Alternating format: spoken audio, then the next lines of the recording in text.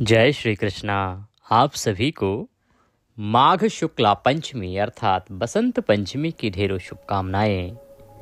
बसंत पंचमी की आज हम पूजन विधि जानेंगे कि कैसे आप बसंत पंचमी की पूजा करेंगे। षोडशोपचार पूजन विधि रहेगी जो शास्त्र अनुसार पूजन विधि है। इस विधि से आपको अपने घर में अपने सभी पारिवारिक जनों के साथ पूजन करना चाहिए। आप अपने बच्चों के साथ यदि जो स्कूल में हैं, कॉलेज में हैं, तो उनके साथ अवश्य ही पूजन करें और उन्हें बताएं कि किस प्रकार से पूजा की जाती है। 15-20 मिनट का समय लगेगा, लेकिन ये पूजन आपके जीवन में एक नया परिवर्तन लेके आएगा। माँ सरस्वती के आशीर्वाद से आपके बच्चे विद्यावान और बुद्धिवान होंगे तथा जीवन में सफलता की ऊंचाइयों को प्राप्त करेंगे। ये पूजन सभी को करना चाहिए, क्योंकि बुद्धि की आवश्यकता तो जब हम कॉलेज में हैं, स्कूल में हैं, विद्यार्थी हैं तब भी होती है, जब हम व्यापार में हैं तब भी होती है, और जब हम कहीं नौकरी पेशा में हैं तब भी हमें बुद्धि की आवश्यकता होती है। और बुद्धि की देवी हैं माँ सरस्वती। इसीलिए हम सभी को माँ सरस्वती का पूजन आज के दिन अवश्य करना चाहिए। आज बसंत पंचमी है। आपको एक बार फिर से ढेरों शुभकामनाएं। बसंत पंचमी को लेकर जो कन्फ्यूज़न है उसको 1 मिनट में क्लियर कर देते हैं। देखिए, 3 तारीख को बसंत पंचमी का शाही स्नान है कुंभ के अंदर, परंतु बसंत पंचमी की पूजा 3 तारीख को नहीं है। कारण क्या है कि बसंत पंचमी 2 तारीख को सुबह 9:14 पर आ रही है पंचमी तिथि, और ये 3 तारीख को सुबह 6:52 पर समाप्त हो जा रही है। तो 3 तारीख को सूर्योदय से पहले ही तिथि समाप्त हो जाएगी। सूर्योदय होगा 7:12 पे, 20 मिनट पहले ही समाप्त हो जाएगी। इसीलिए 3 तारीख को आप पूजन तो नहीं कर सकते, क्योंकि पूजा सूर्योदय के बाद ही होगी। क्योंकि स्नान का जो महत्व है वो ब्रह्म मुहूर्त का है। शाही स्नान कहें, अमृत स्नान कहें कुंभ का, वो ब्रह्म मुहूर्त में होता है। पंचमी तिथि जब ब्रह्म मुहूर्त में होती है, तो अब 2 तारीख को तो सुबह ब्रह्म मुहूर्त में है नहीं पंचमी तिथि, इसीलिए शाही स्नान 3 फरवरी को होगा ब्रह्म मुहूर्त में। और जो बसंत पंचमी की पूजा है वो आप 2 फरवरी को कीजिए। शुभ समय रहेगा सुबह 9:14 से और 12:35 तक। कुछ लोग सुबह 7:12 से भी इसको बता रहे हैं, पर हम ये मानते हैं कि जब पंचमी तिथि ही नहीं है तो आप सरस्वती पूजन इतनी जल्दी कैसे कर सकते हैं। तो प्रयास तो यही करें कि आप 9:14 से बाद में ही पूजन करें।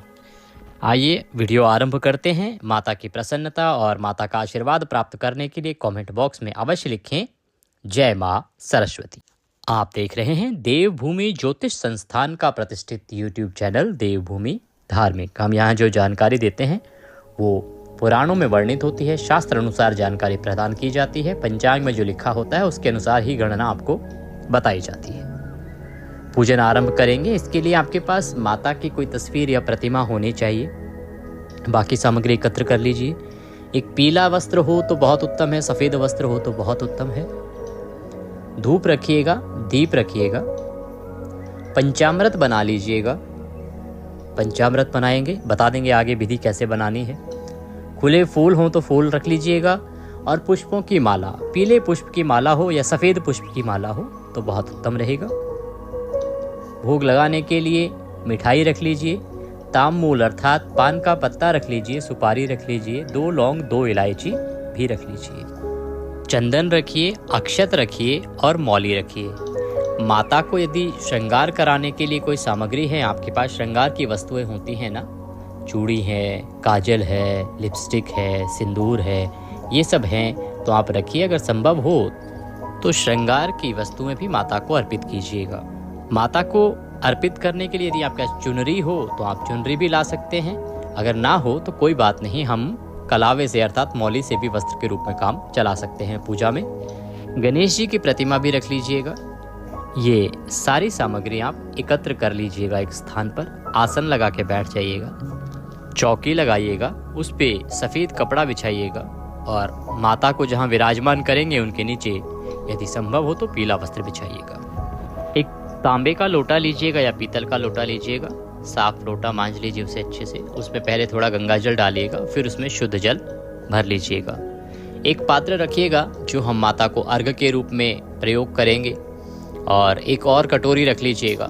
या आपके पास माता की कोई प्रतिमा है ना, तो उसके लिए एक थाली रख लीजिएगा जिसमें हम माता का अभिषेक भी करा सकते हैं। मैं यहाँ पर आपको दोनों ही चीज़ें बता रहा हूँ कि तस्वीर है तो कैसे करनी है, और यदि प्रतिमा है तो आप कैसे पूजन कर सकते हैं। चीज़ें वही अर्पित करनी है, परंतु भिन्नता आ जाती है दोनों ही चीज़ों में। आप समझ जाएंगे जब हम आगे बढ़ेंगे और पूजन आरंभ करेंगे। तो ये सामग्री एकत्र कर लीजिए और एक स्थान पर बैठ जाएं। बाकी पारिवारिक जनों को भी बुला लीजिए जो भी पूजा में शामिल होना चाहते हैं। सबसे पहले जो आपने लोटे में जल लिया है, जिसमें गंगा जल पहले से है, तो उसमें एक पुष्प डालिए और सभी का स्थान का शुद्धिकरण करेंगे। जो सामग्री है उसका पवित्रीकरण करेंगे। उसके बाद माता की स्थापना करेंगे, अपने आप को पूजा के योग्य करेंगे और फिर संकल्प करते हुए पूजन करेंगे। पुष्प से सामग्री पर जल के छींटे दीजिए और अपने आसपास जल के छींटे दीजिए। ओम पवित्रो अपवित्रो सर्वांग वस्तांगतो पिहिवहम पुंडरीकाक्षम सभजंतरः शुचिः। ओम। इस प्रकार पवित्रीकरण करने के बाद अब हम माता की स्थापना करेंगे। जहाँ माता की प्रतिमा रखनी है ना, वहाँ पे माता को आसन दीजिए। आसन स्वरूप अक्षत वहाँ पर रख दीजिए, थोड़े से चावल रख दीजिए। उसके ऊपर माता की तस्वीर है तो तस्वीर रखिए और प्रतिमा है तो प्रतिमा रखिए। इसके बाद गणेश जी की स्थापना भी कर दीजिए। इसी प्रकार से गणेश जी को विराजमान कीजिए। अब सबसे पहले हम गणेश जी का पूजन करेंगे पंचोपचार से, और फिर माता का पूजन आरंभ करेंगे षोडशोपचार से। गणेश जी का पूजन करने के लिए गणेश जी को जल के छींटे दीजिए, तिलक लगाइए, अक्षत लगाइए, वस्त्र के रूप में मौली अर्पित कीजिए। फूलों की माला है तो माला पहनाइए, खुले पुष्प हैं तो पुष्प अर्पित कीजिए। धूप जलाइए, धूप दिखाइए, दीप जलाइए, दीप दिखाइए। एक स्थान पर धूप लगा लीजिएगा और एक घी का दिया बनाइएगा, उसको रखिएगा। दिए को जब आप रखें तो उसके नीचे आसन रूप में कुछ रख दीजिएगा, कुछ ना हो तो चावल या पुष्प रख दीजिएगा। ये साक्षी देव रहेंगे आपकी पूजा के। तो धूप दिखाइए, दीप दिखाइए। नैवेद्य के रूप में भगवान को भोग अर्पित करेंगे। इस पर तिलकुटे से बने हुए लड्डू आपके पास हो तो बहुत उत्तम है, आप उसका भोग लगा सकते हैं। जल आचमनी के लिए पुनः जल के छींटे दीजिए। इस प्रकार हमने ये गणेश जी का पूजन किया है। प्रेम भाव से पूजन कीजिएगा। हम थोड़ा जल्दी बता रहे हैं जिससे कि वीडियो लंबा ना हो जाए और आप बहुत अधिक बोर ना हो जाए। आप आराम से प्रेम पूर्वक पूजन कीजिएगा पंचोपचार से। गणेश जी का पूजन करने के बाद अब आप देवी सरस्वती का पूजन करेंगे। माता को सर्वप्रथम पाद्य अर्पित करेंगे। एक कटोरी माता के सामने रख दीजिए। एक आचमनी लीजिएगा, आचमनी ना हो तो एक चम्मच ले लीजिएगा छोटा। लोटे में जो जल हमने लिया है उसमें से आचमनी से या एक चम्मच से जल माता को पद्य के रूप में अर्पित कीजिए। ओम पद्यम समर्पयामि। इसके बाद माता को अर्घ्य देंगे। अर्घ्य के लिए दो हैं आपके पास साधन। आपके पास यदि प्रतिमा है माता की तो आप अर्घ्य उनको सर के ऊपर से दे सकते हैं, और यदि आपके पास तस्वीर है तो माता के सामने जो छोटी कटोरी रखी है आपने, उसमें आप माता को अर्घ्य अर्पित करेंगे। अर्घ्य किससे देंगे? वही जो लोटे में जल है, या आप एक लोटे में और पहले गंगा जल डालिए, फिर शुद्ध जल भरिए और उससे माता को अर्घ्य दीजिए। यदि प्रतिमा है तो क्योंकि उसमें अधिक जल लगेगा, और यदि तस्वीर से ही आप पूजन कर रहे हैं तो आचमनी या चम्मच जो आपके पास है उससे कटोरी में अर्घ्य के रूप में माता को जल अर्पित कीजिए। इसके बाद अब माता को आचमन कराएंगे।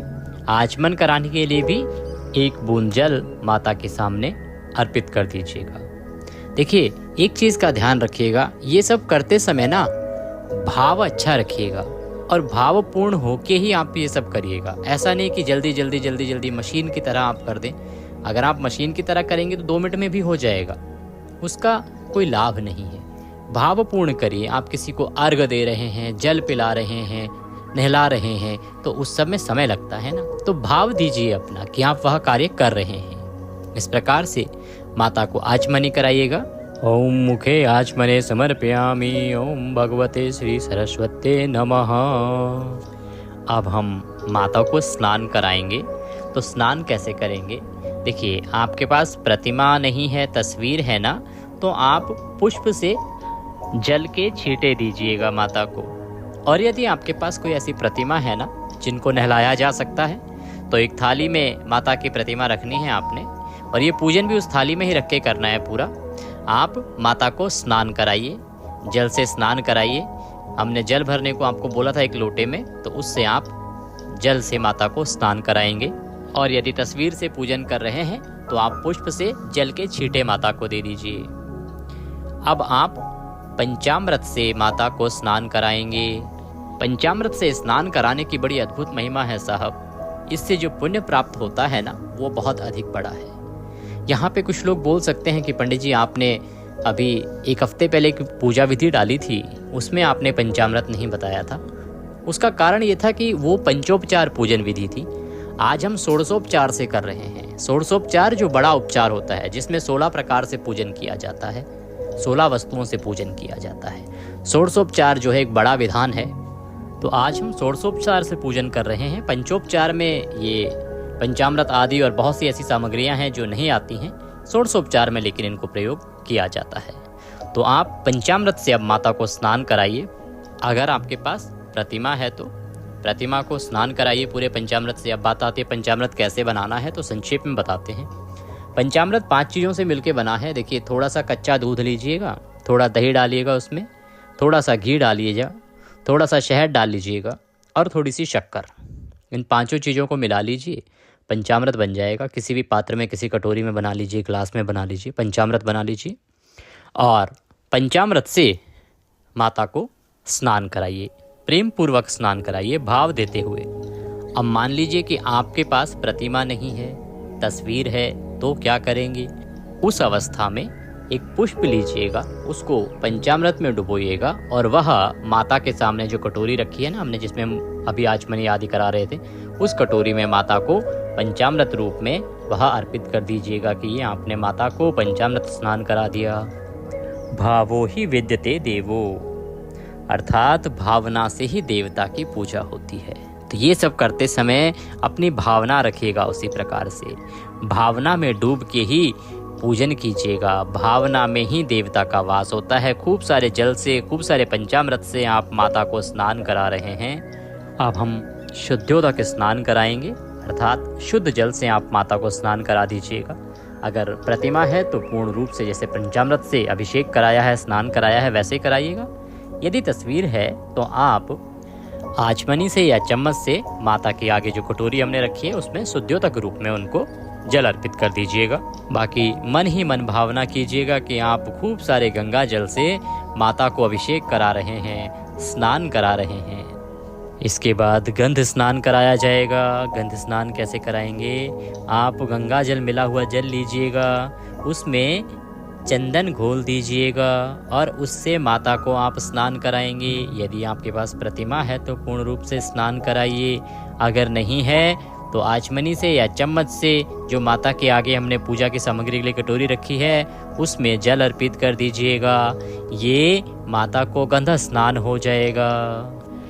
पुनः शुद्धोदक स्नान कराएंगे। शुद्धोदक जलम समर्पयामि। फिर से जल आचमनी से शुद्ध जल अर्पित कीजिए और यदि आपके पास प्रतिमा है तो शुद्ध जल से माता को स्नान कराइए। इसके बाद माता को वस्त्र अर्पित किया जाएगा। वस्त्र के रूप में यदि आपके पास कोई चुनरी है, कपड़े आप लाए हैं तो वह माता को अर्पित करें। अगर हो सके तो सफ़ेद वस्त्र माता को अर्पित कीजिए, क्योंकि सफ़ेद रंग बड़ा प्रिय है, या तो पीला या तो सफ़ेद। तो इस प्रकार से वस्त्र माता को अर्पित कीजिए। स्नान के बाद वस्त्र पहनाएंगे तो वस्त्र अर्पित कीजिए। यदि वस्त्र नहीं है तो मौली हमारे पास है, सामग्री में हमने मौली आपको कही है, तो मौली से एक टुकड़ा तोड़िएगा और प्रेम पूर्वक माता को वस्त्र के रूप में वह अर्पित कीजिएगा। ओम वस्त्रम समर्पयामि भगवते श्री सरस्वते नमः। अब आप प्रेम पूर्वक माता को चंदन लगाएंगे। प्रेम पूर्वक चंदन लगाइए, चंदन अर्पित कीजिए माता को। तस्वीर है तो भी और प्रतिमा है तो भी चंदन लगाइए। ओम चंदनम समर्पयामि भगवते श्री सरस्वते नमः। अब आप सौभाग्य द्रव्य अर्पित करेंगे। सौभाग्य द्रव्य क्या होता है? जैसे हल्दी, कुमकुम, सिंदूर आदि जो चीज़ें, जो सौभाग्य की वस्तुएं होती हैं, श्रृंगार आदि की जो वस्तुएं होती हैं ना, वो आप माता को अर्पित कीजिएगा। इससे आपका सौभाग्य बढ़ेगा। जो पतिव्रता स्त्री होती हैं ना, यदि वो अर्पित करती हैं तो उनका सौभाग्य बढ़ता है। और यदि कुंवारी कन्याएं इसको अर्पित करती हैं तो उन्हें सुयोग्य वर की प्राप्ति होती है। अन्यथा अगर कोई पुरुष अर्पित करता है तो उनका भी सौभाग्य बढ़ता है और दुर्भाग्य समाप्त होता है। इसीलिए हमें सौभाग्य अर्पित करना चाहिए। इसमें आप चूड़ी अर्पित कर सकते हैं, साड़ी अर्पित कर सकते हैं, कुमकुम अर्पित कर सकते हैं, काजल अर्पित कर सकते हैं, मेहंदी अर्पित कर सकते हैं, आप हल्दी अर्पित कर सकते हैं, सिंदूर जो मांग में लगाया जाता है वह अर्पित कर सकते हैं। तो जो भी श्रृंगार की वस्तुएं हैं ना, वो सभी माता को अर्पित की जा सकती हैं। वो अर्पित कीजिएगा, जो आपके पास उपलब्ध हो वह अर्पित कर दीजिएगा। ओम सौभाग्य द्रव्यम समर्पयामि भगवते श्री सरस्वत्यै नमः। अब मान लीजिए किसी के पास सौभाग्य द्रव्य ना होना, तो उस अवस्था में आप पुष्प ले लीजिएगा और वह पुष्प के साथ अक्षत लगा के इस भावना से कि आप सौभाग्य द्रव्य अर्पित कर रहे हैं, वह अर्पित कर दीजिएगा। अब हम अलंकार समर्पण करेंगे। अलंकार का अर्थ होता है गहने। अब मान लीजिए कि कोई अलंकार ना लेके आ पाए, क्योंकि सभी के लिए गहने लाना संभव नहीं है, तो उस अवस्था में आप उसी प्रकार से पुष्प और अक्षत ले लीजिएगा और वह माता को प्रेम पूर्वक अर्पित कीजिएगा इस भाव के साथ कि आप माता को गहने पहना रहे हैं, गहने अर्पित कर रहे हैं। ओम अलंकारं समर्पयामि भगवते श्री सरस्वते नमः। अब हम लोग पुष्प अर्पित करेंगे। माला हार आदि अगर आपके पास है वह माला हार आदि पहना दीजिए। अगर मूर्ति है तो मूर्ति को पहना दीजिएगा, तस्वीर है तो तस्वीर को पहना दीजिएगा। और अगर फूल माला ना हो तो आप केवल पुष्प हाथ में उठाइएगा और प्रेम पूर्वक माता को पुष्प अर्पित कर दीजिएगा। ओम पुष्पम पुष्पमाला च समर्पयामि ओम भगवते श्री सरस्वते नमः। अब माता को धूप अर्पित करेंगे। धूप आपने आगे जला रखा होगा, है ना, तो आप अपने हाथ से धूप दिखाइए, माता को धूप दिखाइए प्रेम पूर्वक। अपने हाथ से, सीधे हाथ से आपको धूप दिखानी है। अब माता को दीप दर्शन कराएंगे। दीप जो आपने जला के रखा होगा उसको उठाना नहीं है, बस अपने हाथ से दर्शन कराइए प्रेम पूर्वक। सीधे हाथ से दीप दिखाइए माता को। ओम दीपम दर्शयामि भगवते श्री सरस्वते नमः।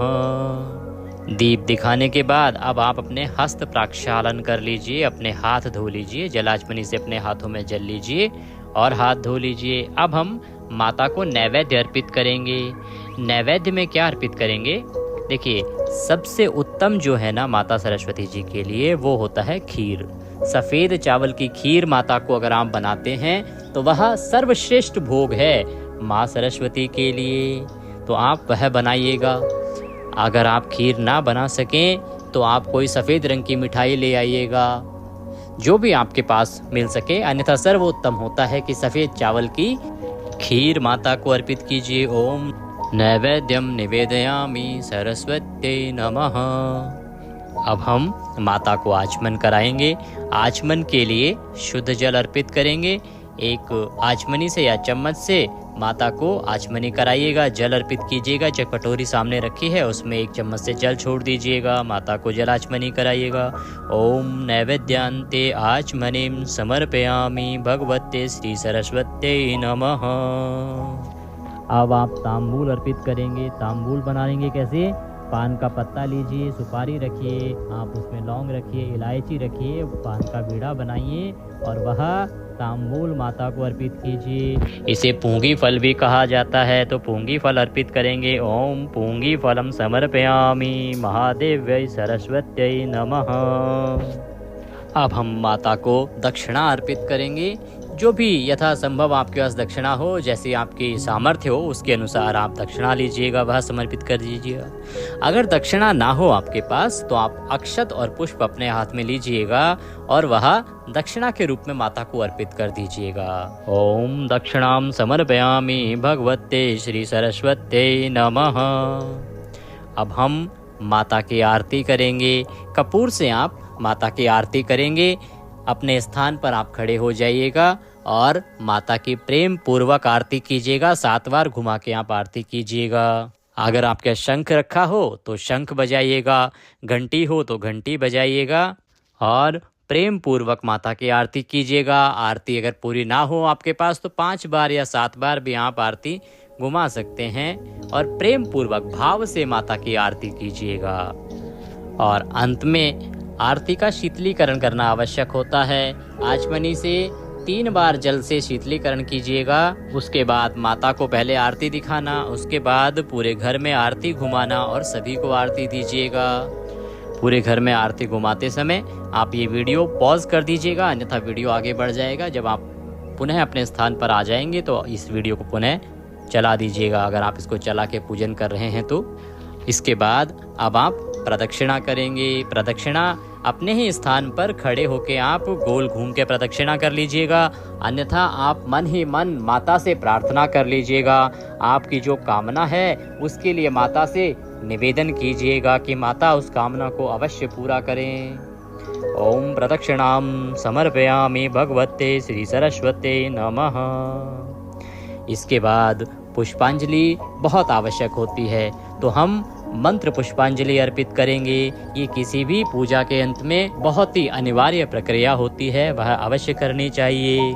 आवाहनम न जानामि विसर्जनम पूजम चैवम न जानामि क्षम्यताम परमेश्वरी।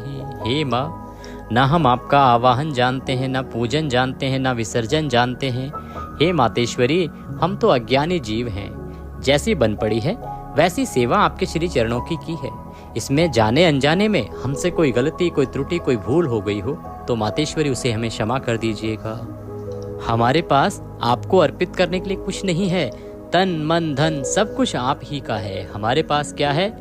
मालती मलका जाति सत्पत्रादि संयुक्तम पुष्पांजलि मया दत्तां ग्रहणाम परमेश्वरी। हे माँ, ये पत्र पुष्प की भेंट है, इसे आप स्वीकार करें और दया का आशीर्वाद प्रदान करें। वह पुष्प माता के चरणों में अर्पित कर दीजिए। इसके बाद माता को आप दंडवत प्रणाम करेंगे।